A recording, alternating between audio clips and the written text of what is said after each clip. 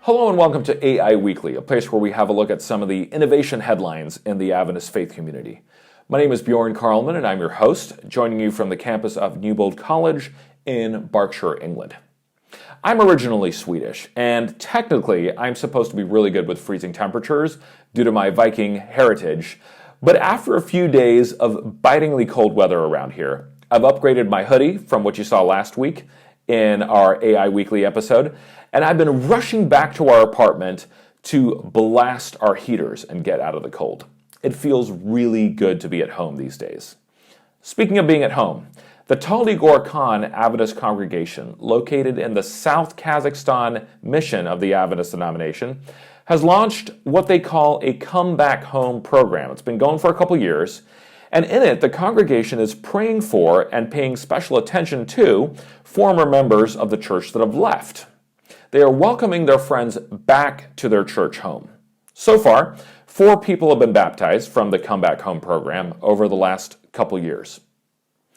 Welcoming people back to church may seem like a pretty common sense idea.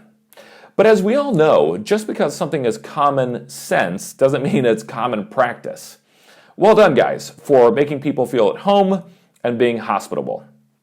In other refreshing news, Season 2 of Uncertainty, which is an award-nominated multimedia project of the Adventist Church, premiered on November 12, so fairly recently. The program was originally created in Europe and looks at the feeling of uncertainty, an emotion that we've all felt during COVID. Season 2 includes 4 new episodes of the documentary, a book, Psalm 23, as designed for social media, and the U3 documentary film, which is produced by the North American division of the Adventist Church.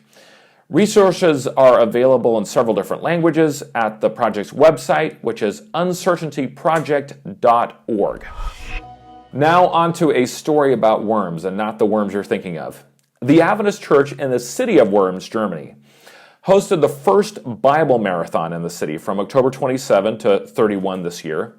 And they were doing this to celebrate the 500th anniversary of the Diet of Worms, where Martin Luther, the religious reformer, defended his teachings and freedom of conscience near the start of the Protestant Reformation. In the Bible marathon, the Bible was read around the clock until Reformation Day, which is October 31. Among the participants was Rabbi Yochanan Guggenheim, who read the first chapter of the Bible, Genesis 1, in Hebrew. The whole point of the event was to raise awareness of the Bible. Here's a question for those of us at home. What are some historical events tied to the places where we live that we can celebrate as a way to strengthen our faith and that of those around us? Let us know your ideas at our Facebook page at facebook.com/AdventInnovate. Thanks for being with us for this episode, and join us next week for another episode of AI Weekly.